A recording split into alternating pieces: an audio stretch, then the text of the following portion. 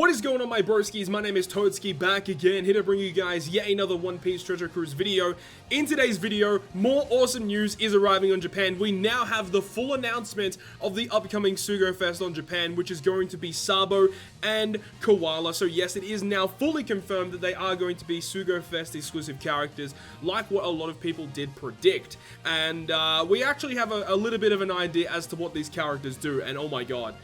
These characters are easily tier 0, like, hands down. Just looking at what their abilities do, we don't know what their full capabilities are right now. We only know what their captain ability, their dual captain, and what their special ability does. We don't know what their switching effect is, we don't know what their sailor effects is, and we don't know what the batch actually does. Hopefully we get a download tonight or tomorrow, giving us more details about this Sugo-Fest. I don't even know when the Sugo starts, but I guess we're about to find out. So here we go, here is the banner right here. Boom, look at that, starting on the 31st, which is in 2 days' time, as of me recording this video right now. Now, the thing about it is it says SugoFest DX. I don't know what this 1 means. Is this part 1 or something? SugoFest DX. I don't know what the DX, like deluxe, I guess. And here we've got Bello Betty, Karasu, and Lindbergh are all on this banner. And it looks like Morley is going to be the Colosseum unit, like we all already knew already. But he's not even getting a rare recruit, which is a little disheartening. It would have been awesome to see him as a rare recruit as well, but no, it's just going to be dual SABO KOALA as the legend, along with Lindbergh, Bello Betty, who I'm really excited to see what she's all about, and also Karasu. So, 31st all the way to the 7th of June. Let's go ahead and get into this. So, a big shout out to Mid Explosion for posting this, and big shout out to Cyberjacket for posting everything about it. So here we go, the Sugo-Fest mechanics. It is an all-gold Sugo-Fest and 2 times legend rate Sugo-Fest. Seems like a standard for DX going forward. So a deluxe or a DX Sugo-Fest seems to signify a 2 times legend rate Sugo-Fest. I don't know why they had to put that distinction in there. I don't know why they had to call it a DX. Maybe there's something special about it. I'm not too sure. Part 1, Koala and Sabo are boosted with Karasu, Lindbergh, and Betty. And then for part 2, it's Karasu and Lindbergh. And then for part 3, it's just Betty. That's really odd. They're all boosted against Morley and the next treasure map.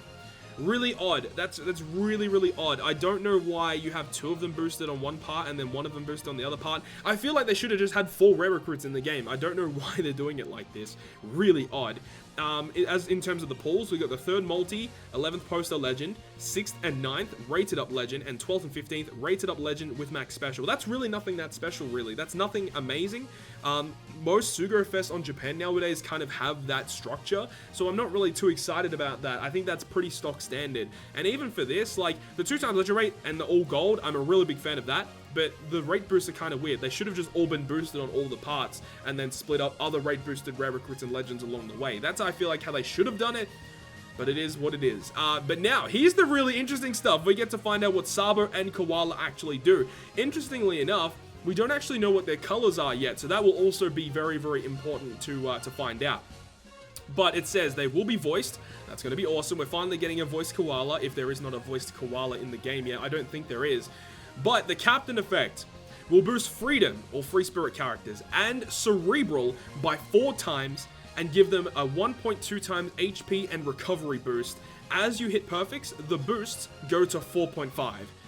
That is so good. That is so awesome. So this is already confirmed, best cerebral captain in the game.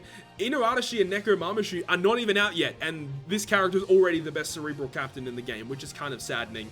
But 4 times boost to those classes is freaking wicked, and I would assume at this point that Sabo would be the free spirit captain. So when you switch and you have their solo captains, Sabo is probably going to be a free spirit booster, and then they boost maybe all other classes by a certain amount, or maybe high attack for free spirit, and then cerebrals get a lower boost, and then vice versa for Koala, and then maybe Koala is the HP and recovery boost, or maybe just she's going to be a recovery boost, and maybe after you hit a certain amount of perfects, you get more matching orbs, or you get more attack boost. But yeah, speaking of matching orbs is what I was going to go into. Their captain ability does not give them any matching orbs, which is kind of annoying.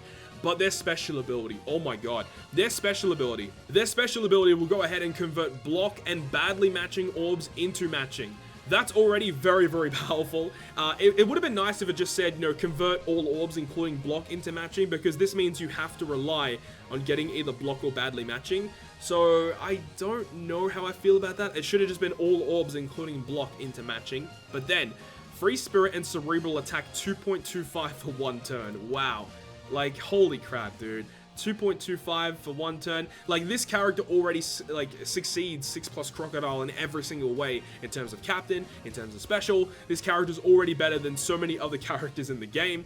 And then on top of that, they have an added effect of removing Make Orbs Badly Matching. Now, it doesn't say by how many turns, so I would assume that this means they completely remove all turns of negative orb enabling. That is so useful. Like, that's some high tier stuff. But when you really think about it, would this mean that if you have a negative orb enabled on your team and you use their special ability, do they switch those negative orbs that you get given into matching and then remove that completely? Because that would actually work really, really well. And then also become Sabo and Koala for 3 turns. Always nice to see that they're a 3-turn combination dual unit. Like, as I said, we don't even know what their switching ability is, and already, this guy is going to be easily tier 0, I feel.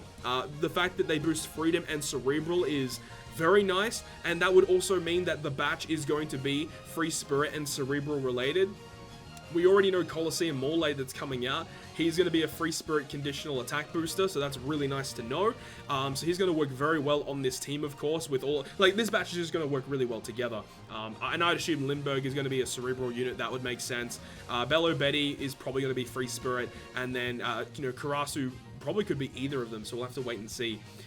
So that's what we have so far. Hopefully there's a batch data download either tonight or tomorrow, so I can bring you guys a full batch review of this upcoming Revolutionary Army batch, the batch that a lot of people have been waiting to see.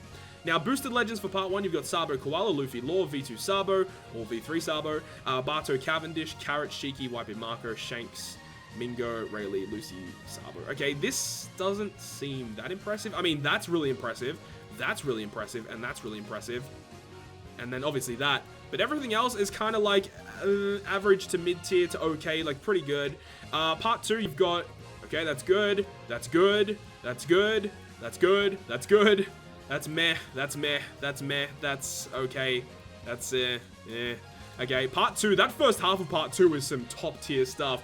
And then for part 3, Sabo Koala, that's good, that's good, oh, that's good, but like a lot of people have him now because of Guaranteed Snake Man.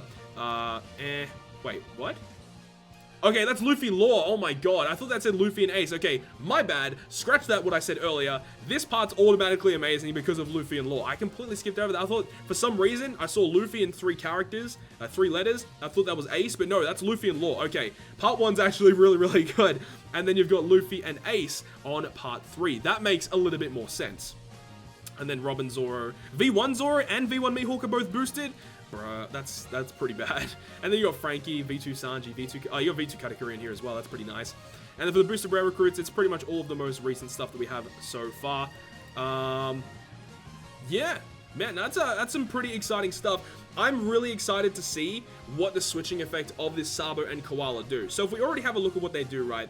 They boost Free Spirit and Cerebral by 4 times. They give a health and recovery boost, and as you hit perfects, I would actually, you know what would make a lot of sense is if their switching ability makes perfects easier to hit.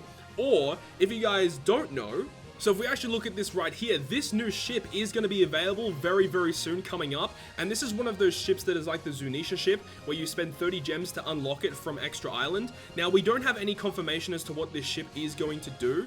But because it is releasing with the Revolutionary Army batch, I would not put it past them for this to be maybe a Free Spirit and Cerebral type ship, maybe.